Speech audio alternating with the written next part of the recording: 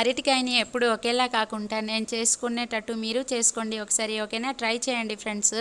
దానికోసమని పచ్చి అరటికాయని తురుముకోవాలి, అలాగే పచ్చి కొబ్బరి తురుముకోవాలి. ఈ రెసిపీ కోసం బియ్యం ఒక 3-4 గంటల ముందే నానేసి పెట్టుకోవాలండి. ఇప్పుడు మిక్స్ కోసమని నానేసిన బియ్యంలో కారంకి సరిపడా పచ్చిమిర్చి లేదంటే ఎండిమిర్చి మీ ఇష్టం, నేనైతే పచ్చిమిర్చి వేసుకున్నాను. అలాగే అల్లం, తెల్లుల్లి, జీలకర్ర, ఒక పెద్ద సైజు ఉల్లిపాయ నానేసిన బియ్యం వేసి మెత్తగా మిక్సీ చేసుకోవాలండి. ఇప్పుడు మనం తురిమి పెట్టుకున్నాం కదా పచ్చి అరటికాయ అలాగే కొబ్బరి, అందులో కొంచెం పసుపు, ఉప్పు, మీకు ఇష్టమైతే కారం వేసుకోవచ్చు లేదంటే లేదు. నేను పచ్చిమిర్చి వేసాను కాబట్టి కొంచెం అయితే కారం వేసానండి.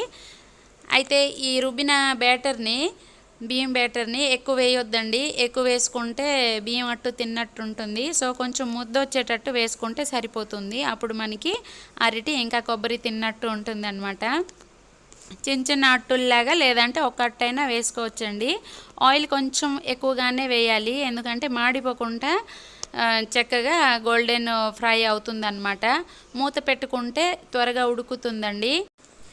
అట్టుకి అట్టు అంటీస్ ఉంటుంది కాబట్టి మీరు ముందుగానే దానికి విడదీసి తర్వాత ఒక్కొక్కటి మీరు తిప్పుకోండి. నాలాగా ఒకేసారి తిప్పివద్దు, ఓకేనా?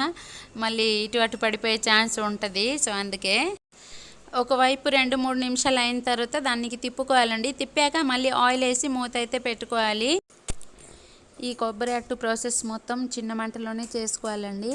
హై ఫ్లేమ్లో ఉంటే ఉడకదు, మాడిపోతుంది. సో అందుకే అంత ఈవెన్గా బ్రౌన్ కలర్ వచ్చేదాకా ఫ్రై చేసుకోండి. చాలా టేస్ట్గా అయితే ఉంటుంది.